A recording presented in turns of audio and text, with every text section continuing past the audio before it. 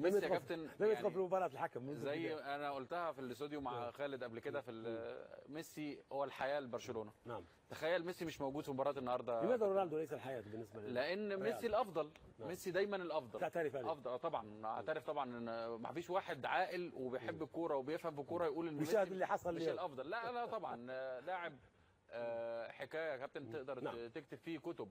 النهارده تكمله لكلام الكابتن طارق على المباراه والفريقين. شايف ان نص ملعب الفريقين النهارده هو هدف الكره الذهبيه السادسه بالنسبه له.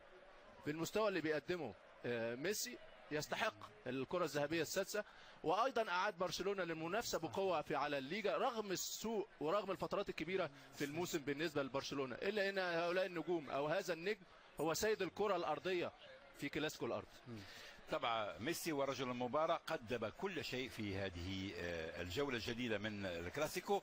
كان الرجل الحاسم، تحدثنا عنه أحيانا حين يجب أن يكون حاضرا، هو صاحب اللحظات الحاسمة.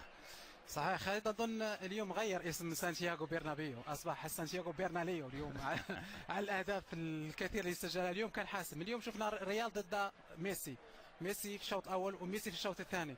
دائما قدره على قياده الفريق. غياب ميسي حتى سواريز ما شاهدناش في احسن الاحوال، ولكن ميسي اليوم اظن انها مباراه الموسم بالنسبه له، من خلال الاهداف والحاسمه، من خلال تحركاته، من خلال اللعب. اليوم كان ذكي حتى في اللعب، كان اول. اما برشلونه سعى للمكسب وايضا الريال سعى للمكسب النهارده، انما اللي كان النجوم بتوع كلا الفريقين ما كانش النهارده في حالاتهم الطبيعيه باستثناء ميسي هو الرجل الحاسم رغم الاصابه، رغم انه اصيب في الشوط الاول. كان تدخل، كان هناك خوف عليه، رغم هذه الاصابه كان سجل الهدف الاول. نشاهد هذه اللقطه مع النهارده هو في حالته البدنيه في اوج تألقه، في اوج مستواه من الناحيه البدنيه ومن الناحيه المعنويه. عنده تحدي كبير. هو اليوم محمد كان ذكي. اليوم انا لو شاهدنا ما لعبش في الجهه اليمنى ولا لعبش كراس حرب، كان حر في الوسط. اليوم لعب في الوسط الملعب، كان ينزل وسط الملعب، يرهب وراء الرقابه اكثر.